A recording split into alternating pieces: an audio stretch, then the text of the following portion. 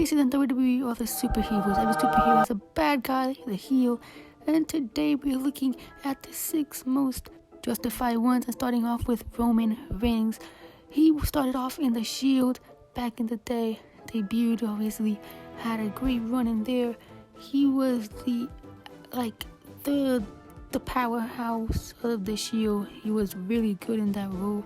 Obviously, the 3 men were great as a team. All the 3 of them were good, but obviously the Shield were brothers, and they were unique. They were different than what was used to at the time, and obviously, that was just great for them. But obviously, things started to change.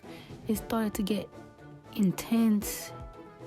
June 2nd, 2014. Plan B. There's always a plan B. Iconic words, but what comes next is big. Seth Rollins took the chair to the back of Roman Reigns and broke the Shield forever. Killed the Shield. Destroyed both of them, joining the Authority. And this was insane. Roman would go on to win the Rumble as well. But again, they all had successful stuff. They were all over. Rollins won the Money in the Bank this year. Why is Roman hated? It's kind of complicated because it's like a mix. A sniveling little suck-up sellout full of suffering. Succotash, son! Get out! Anyway, Seth Rollins went on to cash in at WrestleMania 31. And it was crazy. The roof exploded and he won the title. But Roman again went on to do big things, beating Undertaker. Again, incredibly overpushed, and everyone booed him like crazy. He was insanely hated. The hate for Roman was incredible. It was like Roman was just different. He was pushed down everyone's throats. He was a good guy, but treated like a bad guy. And it was just sad to see. Fast forward to WrestleMania 36, the Universal title against Goldberg. But then Corona changed everything, and he left. And then Braun takes his spots and ends up winning the title at WrestleMania 36. But then, SummerSlam, you never see it coming. We did not know Roman was about to get crazy because everyone had already forgotten about this guy. Nobody remembered him. But forgotten no more. The Fiend won his match, and then WWE would change as Roman speared the Fiend and destroyed him in the middle of the ring. Then Braun Strowman as well. And then joining Paul Heyman, it was just time. He won the Universal title. Paul Heyman was the piece of the puzzle he needed to go full tribal chief mode. And then he still made people look strong. He was one of those heels that made everybody look like they could beat him. But again, same thing. He ends up on top thanks to the Usos. Number 2. Next up, Kevin Owens. He used to get destroyed by the Bloodline every single time. For years, just get destroyed. And every single time it got worse and worse and worse. Kevin Owens has had enough. It's time for Owens to leave. But then, obviously, Cody Rhodes is the new Undisputed Champion after beating Roman Reigns. Finally, Kevin could have a break. He gets title shots and everything. But Kevin is still salty about that. But Cody Rhodes, still being the hero, wants to join Roman after they beat Roman's bloodline. Roman is a changed man, helped Cody, and now Cody wants to help him with this family battle thing that Roman has going on, and that bad blood. Cody and Roman versus Solo and Jacob. And Kevin is angry. Kevin does not like that at all. Dude, just do me a favor. Don't come out there. You've got your match of bad blood. You focus on that. Cody did not listen at all. But anyway, it would be a bad blood where they would win. Roman even helped him after getting destroyed. But the two were victorious. And then after the show, things got a little intense with Cody and Kevin turned and finally beat Cody down, and it was a lot with Randy too, even using a pile driver, you dirty dog. I mean, Kevin is right, but he's go about it wrong. He murdered Randy. And next up, Drew McIntyre, on the topic of the bloodline, someone who would get destroyed by them as well. Drew McIntyre had his interesting stuff getting screwed over lots of times. Jay would join Raw. Drew does not like that everyone loves Jay. Everyone's still with Jay, and Drew isn't. Drew doesn't understand. Why does everyone forgive Jay after what he did to them as part of the bloodline? And Drew just goes after him, finally turns and explains why he did it, because it makes sense. I don't know what he did. I don't know why CM Punk deserves it, but Jay did destroy him multiple times before in the bloodline. But Drew McIntyre chose to just go out, and he is 100% right as well.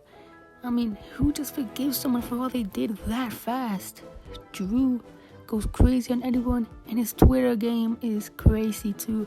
Everything he did on Twitter with the funny stuff is just great. Next up, Bret Hart. I mean, this one is crazy. We know Bret Hart as, the great guy. In 1997, he was treated terribly. The fans did not like him at all. He was getting booed. It was weird. He was treated like trash in 1997. And it was mainly in the US. But, obviously, Bret Hart does not like that. And he finally starts to realize, in the US specifically, he had enough. He had enough, and you don't respect me. Well, the fact is, I don't respect you.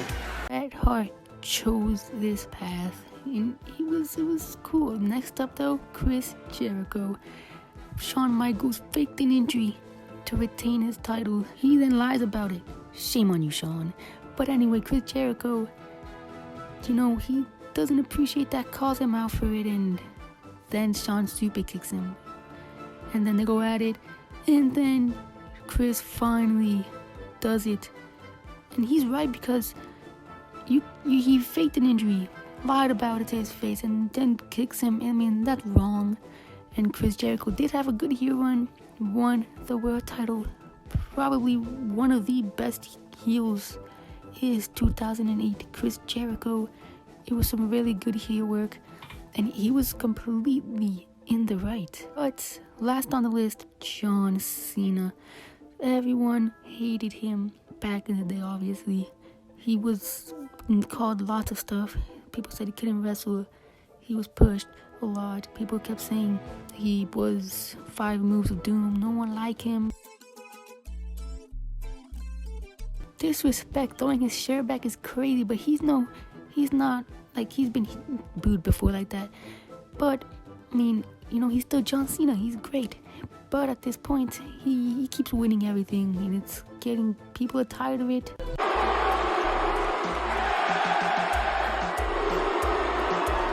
That's crazy. Getting booed like that is insane. That happened more than times for John Cena, and the crowd chanting lots of stuff. But obviously, John Cena took advantage. There lots of shirts, lots of stuff by him. He's still John Cena. He's still one of the GOAT, and no one realized it until much later on, because obviously it doesn't last forever.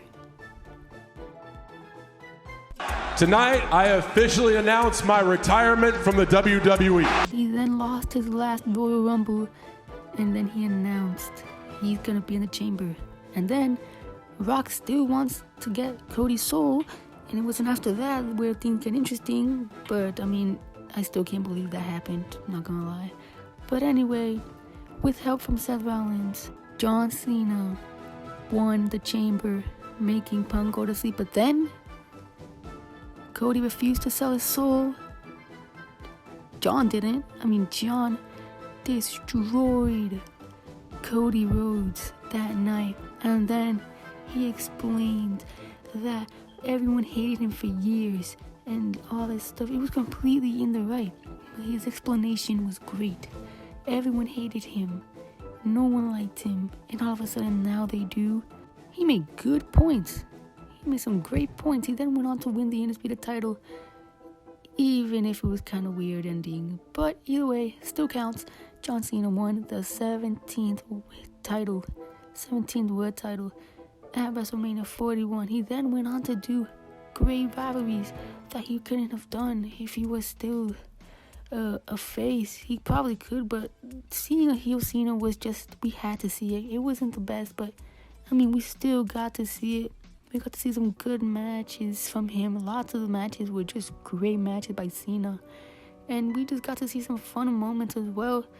And then he turned face randomly. That honestly didn't make the most sense, I'm not gonna lie. Either way, this is the list. The 6 heels that were justified. I mean, this was a pretty good list. Did you like the list? Did you not like it? What did you think about the list? Is there anyone else that should have been on the list? And should I do a part 2? I mean, I'll probably do a part 2. I feel like there's a lot more that we could have added into this list. But I mean, yeah. Maybe I'll do a part 2. I'm not sure. But yeah. The Undertaker, rest in